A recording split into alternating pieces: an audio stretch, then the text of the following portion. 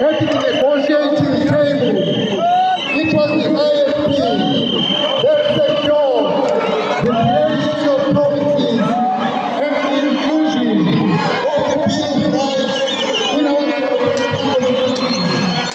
As part of the Cabinet of National Unity, they were major in transforming the full body law in South Africa to reflect the values of a constitutional democracy.